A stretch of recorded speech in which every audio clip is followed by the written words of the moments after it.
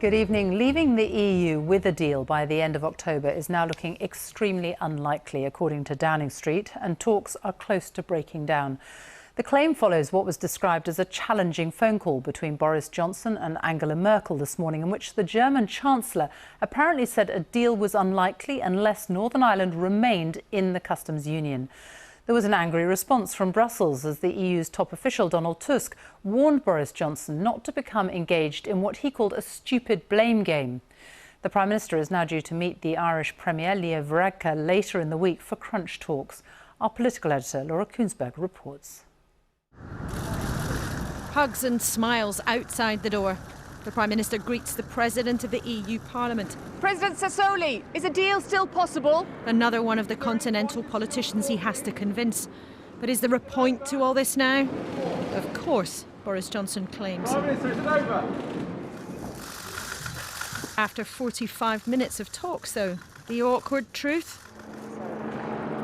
There's been no progress to getting a deal, Signor Sassoli's conclusion. So, ci sono due alternative a un accordo in questo momento, l'estensione o nessun accordo. There are two alternatives now, an extension or leaving without a deal. Still publicly, ministers are hurrying to try. Of course, there'll be bumps in the road and the path to a deal, but I'm confident that the fair and reasonable offer that we've put forward will elicit from our European friends progress in the days ahead. But early this morning, before the cabinet arrived, The Brexit talks on the brink of collapse. the Prime Minister spoke to Angela Merkel for half an hour. Number 10 sources told me her conclusion and theirs.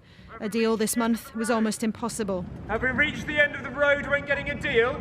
Unless the EU got Northern Ireland to stay in the customs union, and that has always been ruled out by this administration.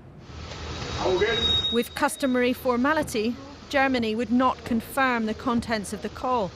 Der Austritt Großbritanniens aus der Europäischen Union, das wird heute But with no change in position, the chances of a deal now seem almost gone.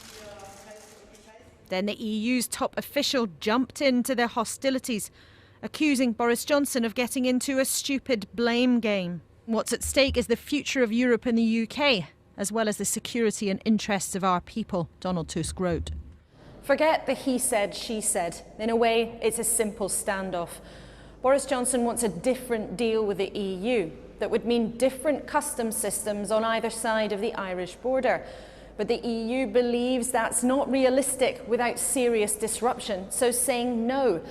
And that means it's extremely unlikely an agreement can be reached in time for the UK to leave the EU with a deal at the end of this month.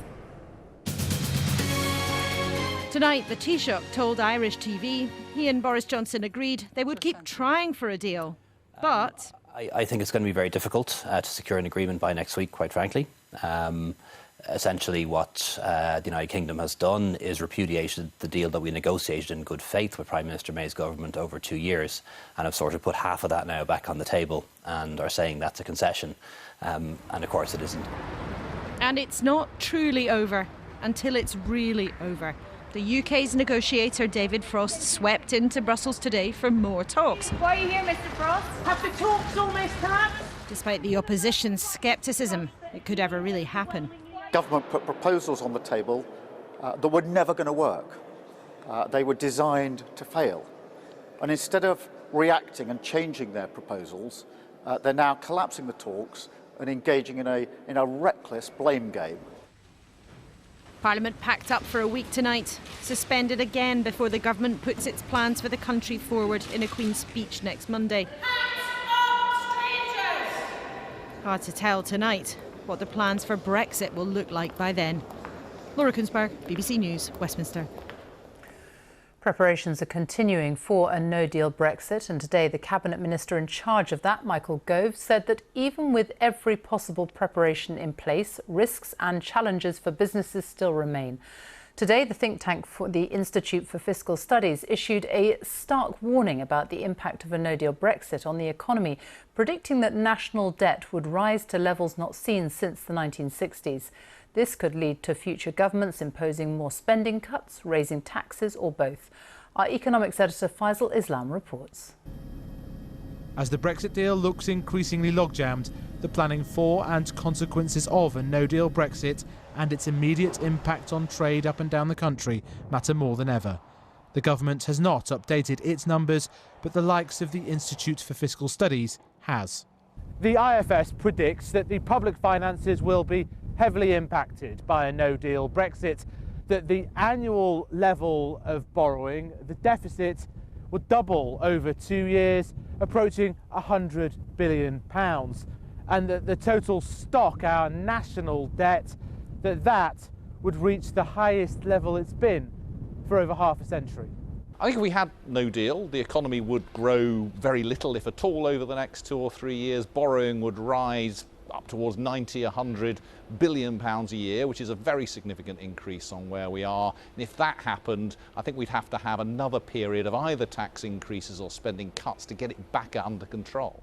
So why is that? The expert economists behind this report say that no deal will impact our trade with Europe and lead to a smaller economy compared with Brexit being reversed, for example, a gap of over 4% that could be mostly eliminated if there was still a deal. Here's an example of why exporting fish to markets in the European Union would require far more red tape, customs and vets health checks, confirmed in the government's published latest no-deal preparation documents, the minister in charge praising the efforts of business.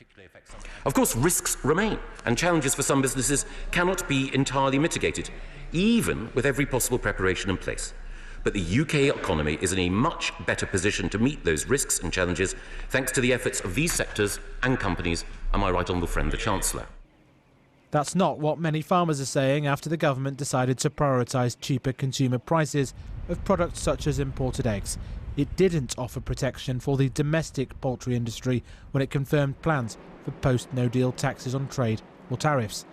Of concern for a government preparing for an election, the farming lobby said it felt betrayed.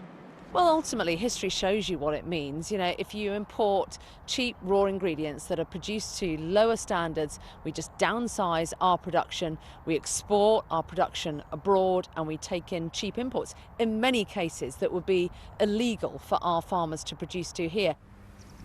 The latest numbers show that the economy in general is becoming less productive after a slump in business investment that many blame on the prospect of no deal and prolonged political uncertainty. As the tide goes out on negotiations, British businesses are still left searching for answers. Faisal Islam, BBC News. Well, let's get the latest now from our political editor Laura Kuenssberg and our Europe editor Katia Adler in Brussels. Katia, you can sense the frustration in Brussels. From an EU perspective, do they feel that these talks have reached a dead end? Well, Sophie, no and yes. I mean, very little is straightforward when it comes to this Brexit process. If we take that all-important step back, EU leaders still want a deal, and they believe that Boris Johnson still wants a deal, although they're not convinced just how high up his list of priorities getting a deal with the EU comes, compared, for example, to winning a general election. But in the meantime, they say they're still open for talks, including this week. They haven't entirely ruled out the possibility of finding a deal by the end of this month. But realistically speaking, Boris Johnson's proposals on how to replace the Irish backstop are problematic for the EU. Not completely, not the whole offer, but when it comes down to customs. Boris Johnson insists Northern Ireland must stay in the United Kingdom's customs territory after Brexit, but that leaves the EU with two choices. Either have customs infrastructure on the island of Ireland, and Dublin says that's a no-no, or the EU doesn't control its own customs border. It says that's impossible. What about food safety, it says, in the single market? But, Sophie, this isn't the end of the road for the EU because they're looking more long-term. They think a new Brexit extension is the most likely outcome here, giving more time for talks. But no one here is starry-eyed that I talk to about the idea of more time. Of course, you still need to find an accord between the EU and the UK acceptable to the European Parliament and the UK Parliament as well. And, of course, no one knows exactly what that accord will look like, neither now nor in 2 or 3 months' time. So, Laura, it is all clearly hanging in the balance, and if these talks don't work, what then? Well, Sophie, it's hard to tell as ever whether or not today's extraordinary twists and turns have been, a firework that briefly lights up the sky and people freeze in horror and say, what's going on here? Or whether indeed they've been some kind of diplomatic explosion that wipes out the idea that there will be any progress in the coming weeks. As Cassia was suggesting, it's not impossible that there could be some kind of resolution. But on the current path, it does look vanishingly unlikely. And that means, therefore, in all likelihood, we are looking at a situation where the Prime Minister is forced to ask the EU for a delay, for an extension, but for a delay and an extension that he does not want. We know that Parliament will try everything to block him taking us out of the European Union without a deal. They've changed the law to try to make it impossible for him to do so. But we also know, and it's always been completely clear with this administration, that number one on the Prime Minister's list is trying to get us out of the European Union at the end of this month. Whatever the wisdom of the promise that he made in his leadership campaign, that is the vow that he wants to try to keep above all else.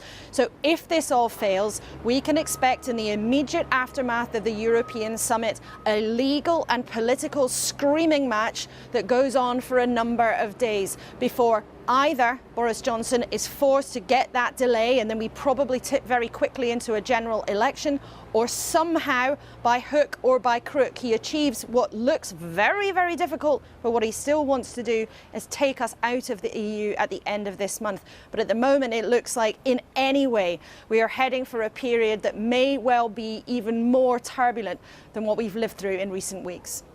Laura, Katya, thank you.